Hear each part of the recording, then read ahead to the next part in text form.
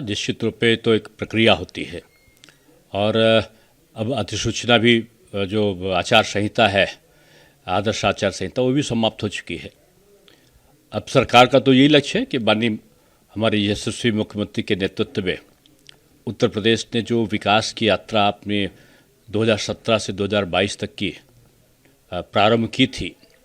उसकी गति और तेज हो और आने वाले सभी तीज त्यौहार पवित्रता, उल्लास, आपसी समन्वय और सौहार्द से मने, संकल्प पत्र के एक एक वादे पूरे किए जाएं और सुशासन के साथ नौजवानों को रोजगारोन्मुख, उनको विभिन्न प्रकार के, चाहे उद्योगों के माध्यम से हो, लघु उद्योगों के माध्यम से हो, नौकरियों के माध्यम से हो, निजी क्षेत्रों के उद्योगों के माध्यम से हो, एक तरफ रोजगार की तरफ, दूसरा महिला सशक्तिकरण की तरफ, कि महिलाओं को प्राथमिकता के आधार पर जो प्रक्रिया शुरू की थी हम लोगों ने, कि जैसे प्रधानमंत्री आवास और मुख्यमंत्री आवास हम देते थे, तो उसमें अधिकांश में महिलाओं के नाम से हम देते थे। इस प्रकार के तमाम प्रयोजन हैं कि उनकी संख्या नौकरियों में भी बढ़े और उनको रोजगार के साथ सीधे जोड़ा जा सके। और कृषि और किसान पर आधारित जो हमारे संकल्प पत्र की योजनाएं हैं, उन योजनाओं को आगे बढ़ाने की तरफ निश्चित रूप में सरकार का एक दृष्टिकोण आगे आएगा और बीजेपी ने जो वायदे किए हैं उन वादों को मुख्यमंत्री जी के सशक्त नेतृत्व में पूरा करेगी। और इतना मैं कह सकता हूं कि जो माननीय प्रधानमंत्री जी का जो मार्गनिर्देशन मिला है उत्तर प्रदेश को, सबका सपना है कि हमारा उत्तर प्रदेश आज सर्वोत्तम प्रदेश बन सके। अभी हम इंफ्रास्ट्रक्चर के आधार पर अगर देखा जाए, आर्थिक गतिविधियों में 11 लाख करोड़ की अर्थव्यवस्था अब हमारी 22 लाख करोड़ की बन चुकी है। और जो हमारा उत्तर प्रदेश है, आज जो हमारा बजट भी है 6 लाख करोड़ के आसपास का है। तो अगर देखा जाए तो पिछले से काफ़ी वृद्धि हुई है हमारी, और ये वृद्धि बढ़ती रहे, ग्रोथ रेट हमारी बढ़ती रहे। कोरोना के जो 2 संक्रमण काल निकल चुके हैं,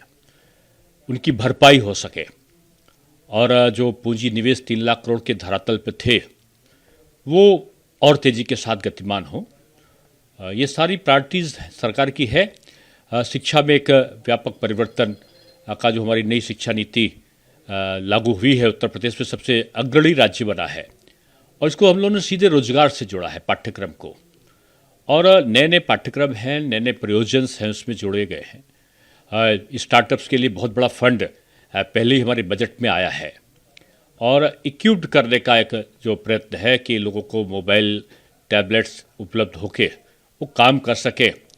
ये सारी चीज़ों पर तेज़ी के साथ सरकार कि नौजवान सशक्त बने, महिला सशक्त हो, किसानों की आमदनी दोगुनी हो सके, उसके लिए उनकी फसल का उचित मूल्य मिल सके, गन्ना की मिलें हमारी ठीक से चले, बकाया का जो भुगतान है वो नियत समय पर जो हमने वायदा किया उसके अनुसार हो, और जो रिकॉर्ड हमारा बना है अभी है कि जो खाद्यान्न की खरीद सरकारी स्तर पर होती है, तो वो गति भी बनी रहे, बल्कि गति उसकी और तेज बढ़े। लोग घोषणा पत्र करते हैं, घोषणाएं आश्वासन होती हैं, आश्वासन में विश्वास का अभाव होता है, संकल्प में विश्वास होता है,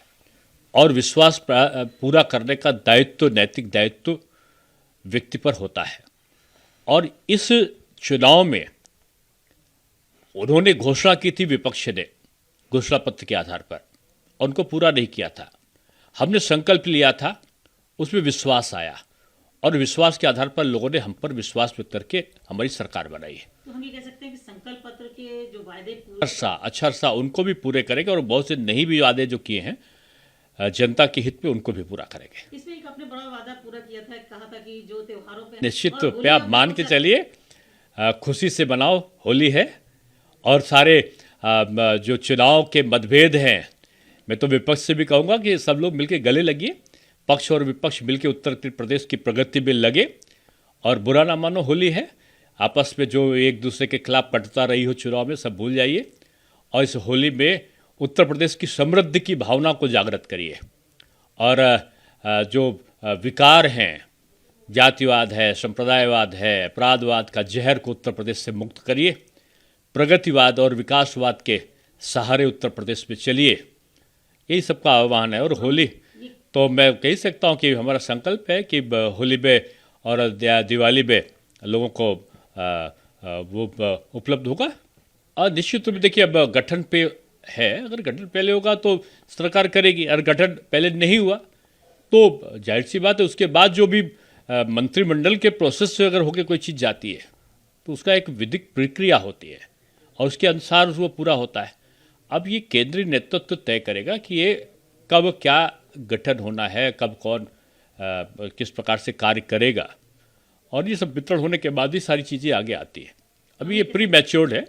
और ये सब संगठन को और केंद्रीय नेतृत्व को निर्णय लेना है कि कब क्या गठन होना क्या नहीं हो। मैं इतना कह सकता हूँ कि एक कार्यकर्ता होने के नाते बीजेपी का मैं ये कह सकता हूँ कि बीजेपी ने जो कहा है वो करा है, और प्रधानमंत्री जी और माननीय मुख्यमंत्री जी के सबल नेतृत्व में बहुमत से सरकार आई है।